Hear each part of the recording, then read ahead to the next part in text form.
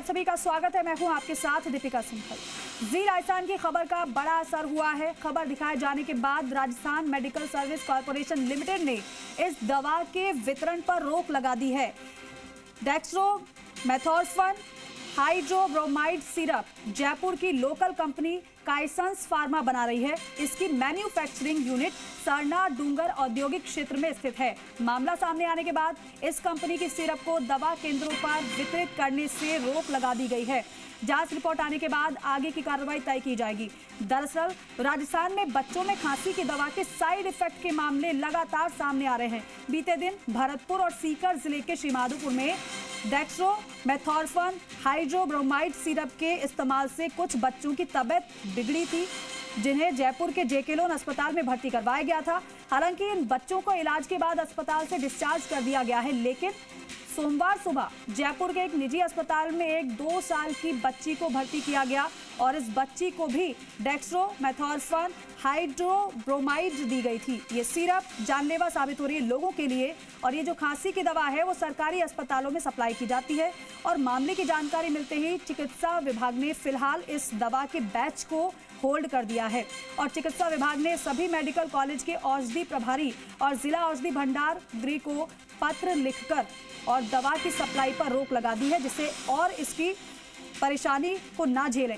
Drug controller Ajay फाटक का ये कहना है इस पर कि भरतपुर और सीकर जिले से कुछ ऐसे मामले सामने आए हैं जिसमें खांसी की दवा के उपयोग के कारण बच्चों की तबीयत बिगड़ी है। ऐसे में हमने तुरंत दवा के सैंपल उठाए और जांच के लिए भेज दिए हैं। ड्रग कंट्रोल विभाग का ये भी कहना है इस पर कि वैसे तो पूरे मामले में विस्तृत जांच 5 से 6 दिन में सामने आ जाएगी, लेकिन शुरुआती दौर पर खांसी की दवा बच्चों को पिलाई गई है वो सिर्फ एडल्ट लोगों के इलाज में ही काम में आती है। और जितने भी बच्चे इस दवा को लेने के बाद बीमार हुए हैं उनकी उम्र 4 साल से कम है। लेकिन भरतपुर के जिस सरकारी अस्पताल में बच्चों को ये दवा दी गई है वहां के एक चिकित्सक ने भी इस दवा का उपयोग किया और उसके बाद उस चिकित्सक की भी तबीयत बिगड़ गई थी। और आखिरकार जी राजस्थान ने इस खबर को प्रमुखता से दिखाया। फिलहाल सरकार ने इस सिरप पर रोक लगा दी है।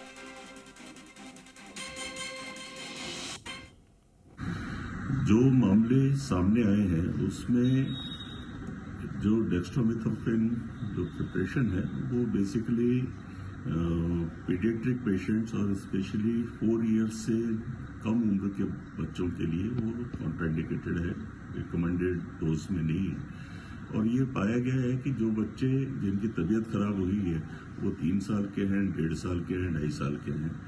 तो ऐसा प्रतीत होता है कि जो दवाई के साइड इफेक्ट्स होते हैं और जो बच्चों को नहीं दी जानी चाहिए और वो दवाइयाँ दी गई तो उसके कारण से वो जो साइड इफेक्ट थे वो प्रेसिपिटेट हुए। उसके कारण बच्चों को हॉस्पिटल में जेके लोन में भर्ती कराना पड़ा या अन्य सरकारी चिकित्सालयों में भर्ती कराया गया।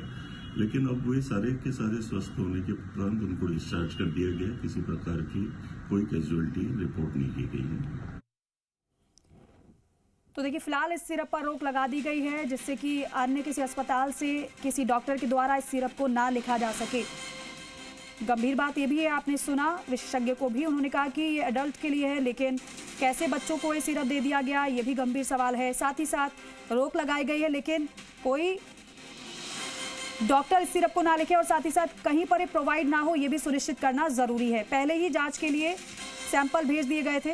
पूरे के पूरे बैच पर रोक लगा दी है जिससे कि ये सिरप और किसी को ना मिल पाए।